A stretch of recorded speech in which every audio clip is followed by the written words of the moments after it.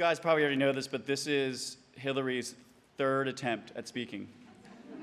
She was booked February of 2020, right? March of 2020. I mean, I don't know what happened there, but she didn't have the talk.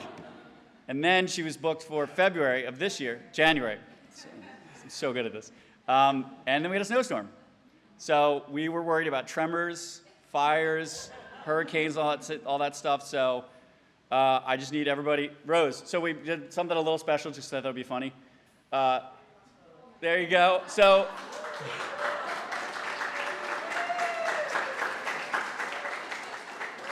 third time's the charm. Barring any natural disasters, give it up for Hillary.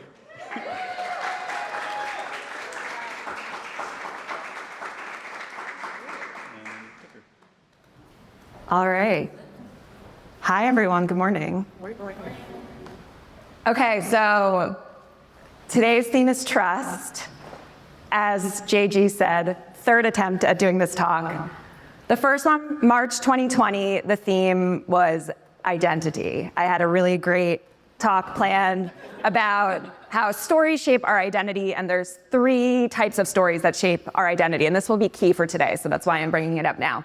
The stories you tell yourself, the stories other people tell about you, and then the stories you choose to tell other people about you. So hold on to that.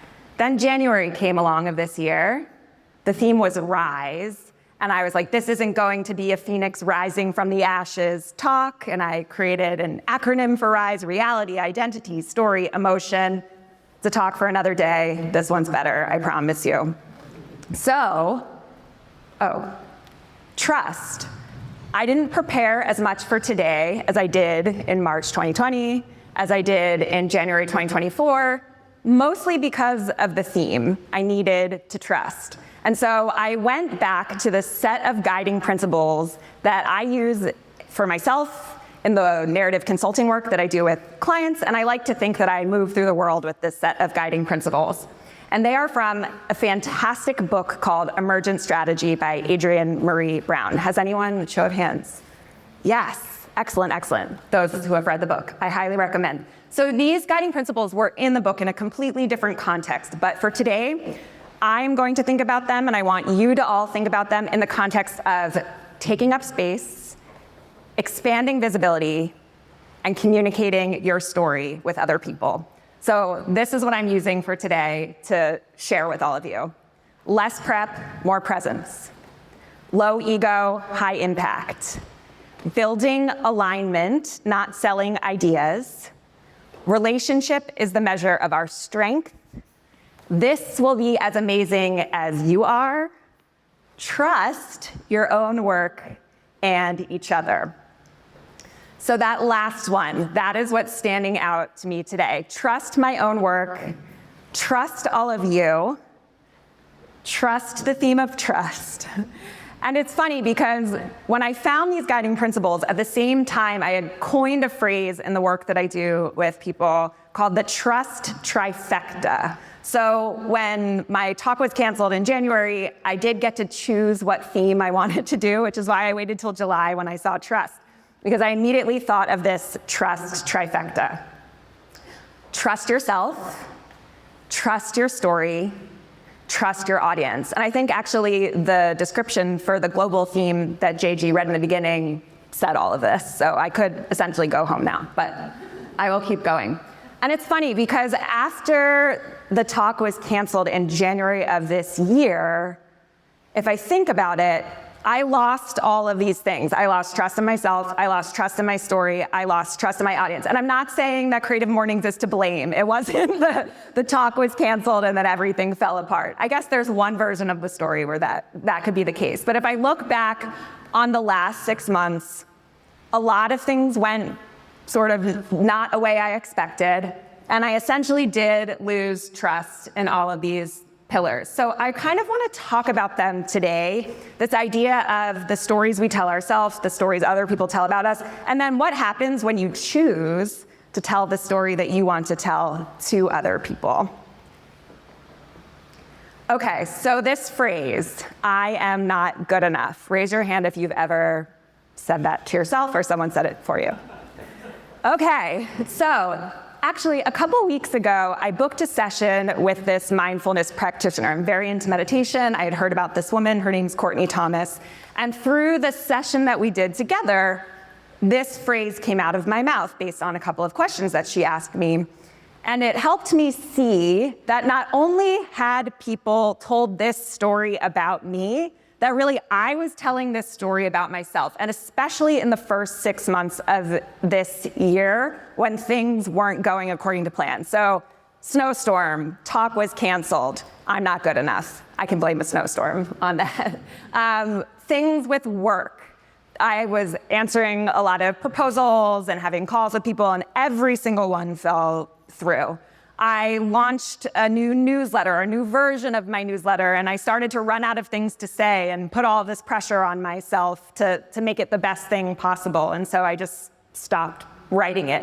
All of these things, and this is a cycle that I've had consistently throughout my life, depending on what it is. But if I think about it, it's something I'm saying to myself. It's something other people have said to me. But what happens if I remove that phrase and I start to trust myself? And I think of a story that I choose to tell all of you instead. And I think of me at 10 riding this bicycle. This is in Jefferson. It has been renovated, but it used to look like this, but just a couple blocks from here. And at this age, I loved this bicycle. It was pink, it had a flower seat, which you can't see, but I loved riding it. And at the same time, the school that I went to was doing a musical called Paul Bunyan. It was a British operetta about an American folktale, very confusing. And the school I went to, very progressive, and they said, you know, you can choose who you want to play. Just make a list of the characters that you want to be, and we'll select from there. Now, I was very into theater, very into the school play, and so I did a lot of research. I somehow procured the cassette box set of the original recording of Paul Bunyan, the operetta, and I listened to it and read through the liner notes.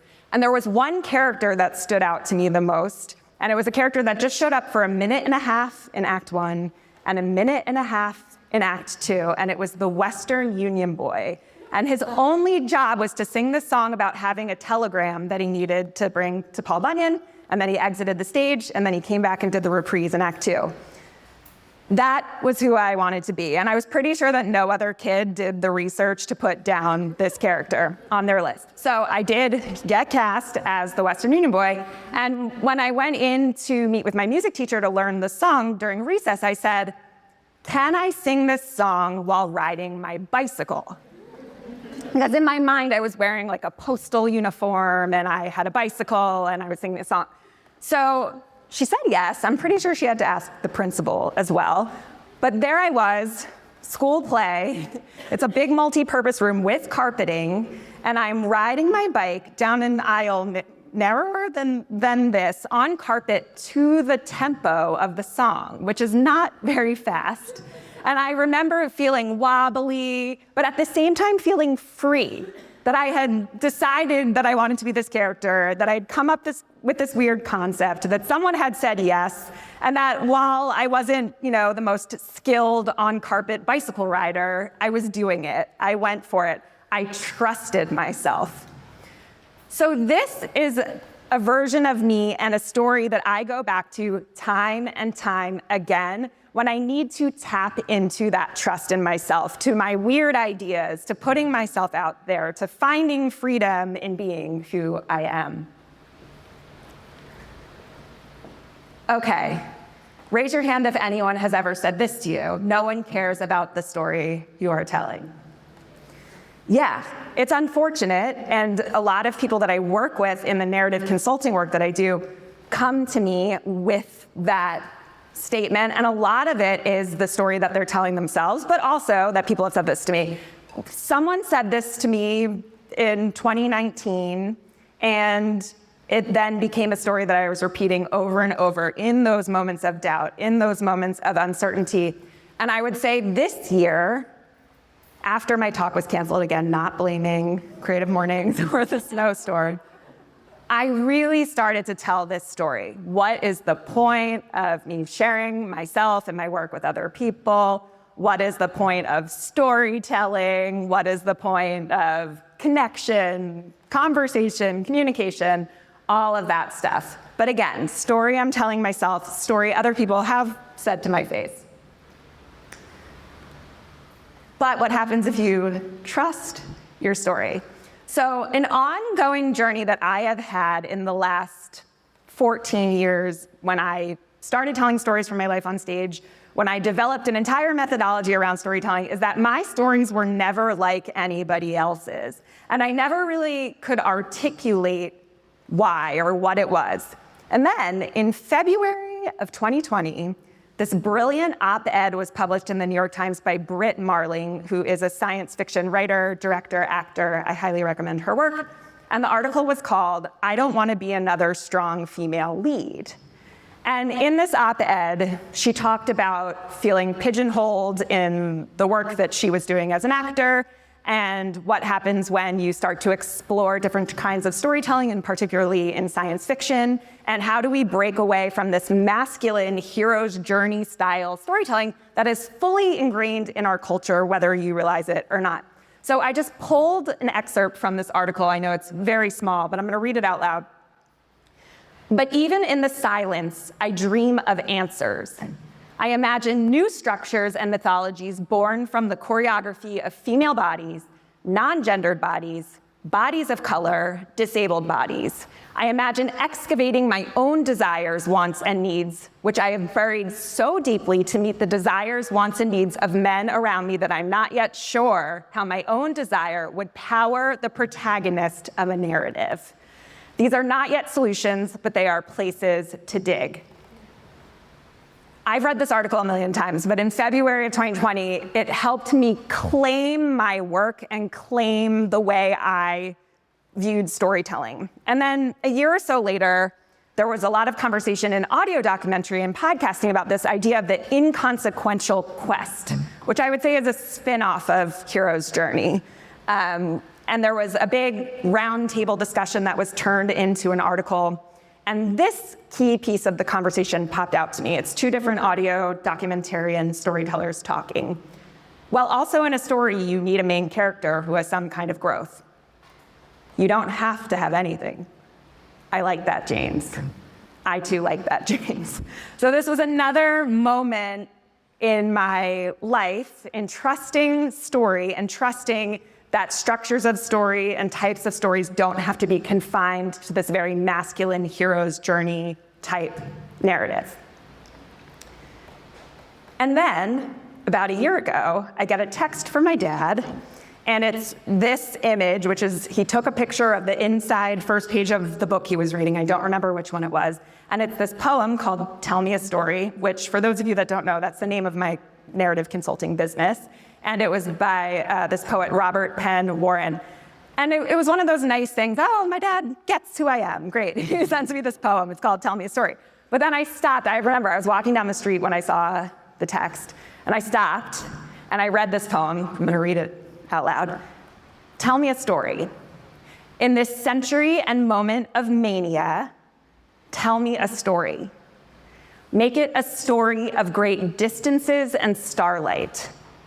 The name of the story will be Time, but you must not pronounce its name. Tell me a story of deep delight." So I'm not a poetry person, but this stopped me literally in my tracks, especially this last line of, oh, what if you just focus on telling a story of deep delight? It doesn't matter what structure it is if you have that as the forefront, as the focus. So I was stopped in my tracks, I'm not even kidding, with my phone, and I look up and I'm standing in front of Brickbat Books in Queen Village on 4th Street. And the door is open and they have a display table like right in the doorway. And on the table is this book, "Telling Stories Wrong" by Gianni Rodari, who is an Italian children's book author. And I went in and I bought it right away. But I will say, and it's very perfect timing because of my dad's text, I used a store credit that my dad still had at Brickbat Books from when he moved away from Philadelphia and gave all of his books to the bookstore. So I charged it to his account, which felt very timely. So I brought this book home, and essentially, this is a book of a grandfather reading the story of Little Red Riding Hood to his granddaughter. And he is telling the story completely wrong. And she is getting very mad and correcting him with every moment along the way. He calls her Little Green Riding Hood on this page, for example, and she's like, no, it's red. And the book ends and he never tells the story, quote unquote, right. It stays wrong the entire time. And it was that poem, Stories of Deep Delight, and this book last year that allowed me to just own the fact that I tell stories wrong, and that I actually want everybody to tell stories wrong. And your wrong is gonna be different than someone else's wrong. And in reflecting on all of this, I do a lot of meta stories about storytelling and reflecting about storytelling. In all of this, I realized that a key piece of telling a story wrong is an exercise that I have been doing, again, for 15 or so years called the 5-word life story. So this is an exercise. I first got inspiration from a comedian named Chris Gethard, who did a lighthearted version of this on a cable access show many, many, many years ago. But essentially, it's asking whoever's doing this exercise, you can even go home and do this after if you would like, what are the 5 words that illustrate who you are in this very moment in time? So who you are, what you do, what you stand for. And they don't need to be adjectives, and they especially do not need to be the stories that other people tell about you. And also, if you can kind of silence the stories you're telling yourself and choose the story you want out into the world that feels true to you, that's how you can land on the 5 words. So when I did this exercise, I actually did this in January 2024 for Creative Mornings, and it was part of my talk, but I did not realize or remember that I did this until yesterday when I was about to do it again. And then I was like, oh no, wait. So I'll talk about this in a moment. But the way that I take people through this, even if they don't have this card, is to use 4 minutes. Oh, you have 5 minutes to do this exercise. So use 4 of the 5 minutes to brainstorm. I tend to do a word dump, which is what you're seeing on the left over here. But I've seen people leave it blank. I've seen people draw pictures. Someone did it and they put dates, like exact months, dates, years from their life, and knew exactly what stories they were based on that to get to the words. But when I was looking at this yesterday, I didn't do a new one. I was gonna do a new one for today because that would be the story of who I am in this moment. But I actually feel like this is still who I am in this moment, and I can trust this story. And this is not rigged. Number 4 was trust. And this was before I knew what the themes were gonna be moving forward and when I rescheduled my talk. So I feel like the 5-word life story is a really beautiful foundation for telling stories wrong, because it doesn't necessarily have a beginning, middle, end. If you speak your 5 words out loud, I'm Hillary, main character energy, knowing, fearless, trust, voice, that's all you get. But then there are stories within all of those words, and that's where I think it gets pretty exciting. Okay, so we've talked through trust yourself. We've talked through trust your story. The third one, does anyone remember the third of the trust trifecta? Trust your audience, okay. You can't not be on social media. That's like showing up to the gym and not lifting weights. So this is a story that someone told to me about me, but then it ended up being a story that I was telling myself. So about, I guess it was last summer. Is anyone here a Vanderpump Rules watcher, fan? Ooh, a hide, hand raised in the back. Okay, so this side of the room, Vanderpump Rules, this side not. That's okay. I had a moment last summer where I got very involved in the reality television show Vanderpump Rules because there was this thing called Scandival. It made CNN News. It was a very dramatic moment in these people's lives. And I've always been a reality TV fan, watcher, lover. But in watching this, I went through these different waves of emotion about reality TV. And the biggest one is, oh, these people have no control over their story. Yes, they're making money. Yes, they know to some extent that their stories are being surrendered and that there's someone else telling their story for them. But it's gone too far. And when people remove themselves from reality television, they have to find who they are. They have to stop the stories that other people are telling about them. They have to kind of stop the story they're telling themselves and find the story of who they want to be and who they want to share with other people. So I had this big, deep moment of realization while watching Vanderpump Rules. I know, is that possible? Yes, it is. And I made a decision watching that show that I wanted to shift my work that I was doing, which was mostly helping people in leadership and entrepreneurs with their story, to helping people in the public eye. Because the few people that I had worked with in the public eye who had lost control over their narratives, I saw the impact that it had on them to find the story that they then wanted to share with other people, and it helped them understand themselves at a whole new level and move through the world beyond what people often associate them with. So I said out loud, I want to help people in reality TV. I want to help people in Vanderpump Rules. I was listing all these shows, and it doesn't just have to be reality TV, et cetera. And I felt kind of foolish starting to say this out loud, because as some of you are quietly looking at me, you're like, okay, what's the big deal about reality TV? But I felt very passionate about it. And I said it to a former client of mine, and she said, well, the person from Vanderpump Rules that needs your help the most is Rachel. And so for those of you that are unfamiliar, she was sort of the villain of that story. And I shrugged that aspect of it off. But in now reflecting on that, I'm like, oh yes, that is true. So I set out to find this audience of celebrities, of reality TV people. But here's the thing. I don't have social media, and this is the world that they all live in. I deleted all of my social media accounts in December of 2020, and I have been social media free since. I highly recommend it if it's something that you're considering, but also a challenge when most of these people live online, and the easiest thing to do is slide into the DMs, as they say. So then, a former contestant of The Bachelorette said this to me. You can't not be on social media. That's like showing up to the gym and not lifting weights. But how was I talking to the former contestant from The Bachelorette, who now is a podcaster? It wasn't on social media. It was in an event that he was hosting that I was invited to. So I didn't say it at the time, but I wanted to say, well, I'm not on social media and I'm talking to you, aren't I? And I think that now, because I trust my audience, whether it's that audience of reality TV or you or anyone else that it could be. Without social media, it is harder to trust that there is an audience. Without that feedback of knowing who's out there, who's listening, who's liking, who's commenting, who's accepting you, it's hard to know, and it's hard to also take up space and be visible without those platforms. But I can trust that they're there, that they're still listening, and that there is a way. And at this point, I would say in the last 6 months, I have connected with over 200 people in the public eye without the use of social media. And so the next slide is just really for fun. This is the audience that I am working on trusting, and working on trusting that they also know that there is a life beyond reality TV and a life beyond communicating and taking up space through social media.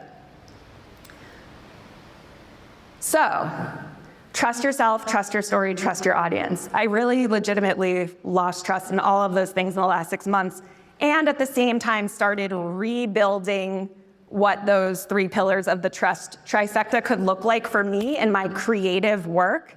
And it was by making a podcast where I was telling stories wrong, called The 5-Word Life Story. So in this podcast, season 1 is out now. I met with 8 guests. At the start of our recording, I took them through the 5-Word Life Story exercise. They did not prepare. Most of them had never even heard of what this was. And then through our conversation, we went word by word to unveil all of the stories that were underneath. And Whitney Howard, who is the final episode of season 1, said something that, again, rocked my world, and this was only a couple of weeks ago. She said, "The freedom is in the story." I don't really have anything else to say about that. Beyond that, I'll just let it land. Okay, so the last thing before I end this talk is this quote. Now, I have to put this down for a minute. This is a storytelling cheat sheet in my hand, and this is the public speaking checklist. This is a tool that I first created for myself when I started telling stories from my life on stage and when I started taking up more space and being visible. And then I formalized it, and it's something that I use with everyone that I work with in their storytelling work. At the very bottom, it's very small, of the checklist is this quote, which I actually think is the most important part of the checklist. There can be no joy of trust without the risk of vulnerability. Letting your true self show and experiencing others catching you, mirroring you, liking you, and letting you go when you are all there, visible, open.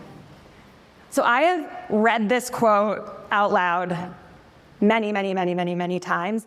And for years and years and years, I focused on the phrase risk of vulnerability and thinking about that. Ooh, that feels really scary to be vulnerable. Or if I risk being vulnerable, something bad is going to happen. Or what if someone says this about me? Or what if I think this about myself? Or what if it all goes wrong? Or what if I fail? I would always focus on that phrase. And when I would ask people about this quote, oftentimes that would be the response as well. But in the last year or so, I have focused more on this phrase, joy of trust. Trusting can actually be joyful. Like, I am having a great time up here and I'm trusting all of you, so I'm just letting you know that. But trusting yourself, there's joy in that. Trusting your story, there is so much joy in that. And trusting your audience, which I still think is the hardest, most scariest thing to do, whether it's one person, a million people, whether you know them or not. There can be joy in trusting your audience, because that is connection, human connection and community, which is what we all need. So I wanted to end on this quote, not just because it's on the public speaking checklist that I used before getting up here in front of all of you today, but I do think that joy of trust is possible and that vulnerability might be risky, but what a gift when you do it. All right, thank you.